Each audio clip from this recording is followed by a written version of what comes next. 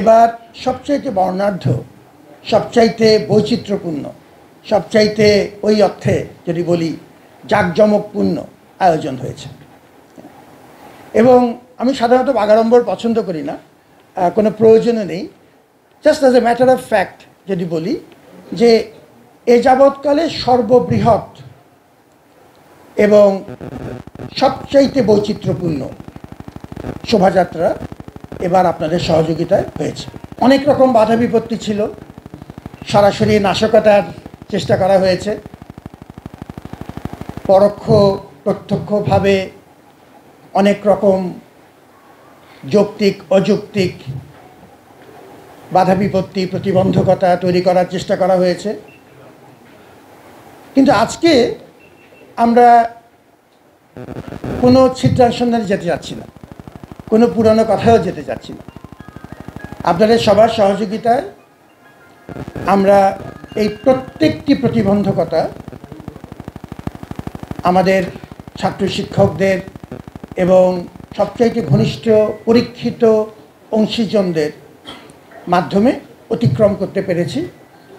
এবং আমরা আজকে একটি বড় মাপের আয়োজন সফলতার সাথে এখন পর্যন্ত কোনো রকম বাধা বিঘ্ন ছাড়া আমরা সমাপ্ত করতে পারলাম।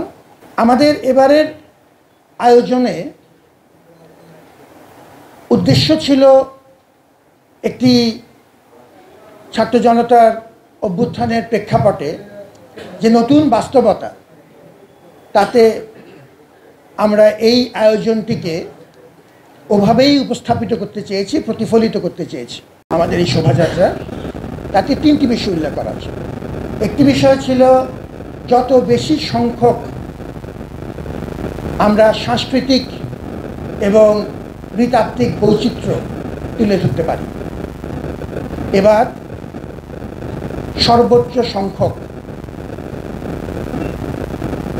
নৃগোষ্ঠী, সমতল, পাহাড়ি এবং বাঙালি জাতিসত্তা মিলিয়ে সর্বোচ্চ সংখ্যক নৃগোষ্ঠীর প্রতিনিধিত্ব ছিল। আমরা সাকুল্যে 8 দিন সময় পেয়েছিলাম, 8 কর্মদিবস, এবং একটা পর্যায়ে সেটা 6 কর্মদিবসে নেমে এসেছে। এবং এর মধ্যে যেটি বলেছি, কিছুটা ষড়যন্ত্র ছিল, বাধা বিপত্তি ছিল। এরপরেও চারুকলার আমার সম্মানিত সহকর্মীবৃন্দ, শিক্ষার্থীবৃন্দ তারা একটা অসাধ্য সাধন করেছে। প্রকৃত অর্থেই আক্ষরিকভাবেই উদয়স্ত পরিশ্রম করেছেন। বিশেষ করে শেষের দিকে অনেকটুক পথ তারা মেক আপ করার চেষ্টা করেছেন, যেসব জায়গায় আমরা পিছিয়ে পড়েছিলাম।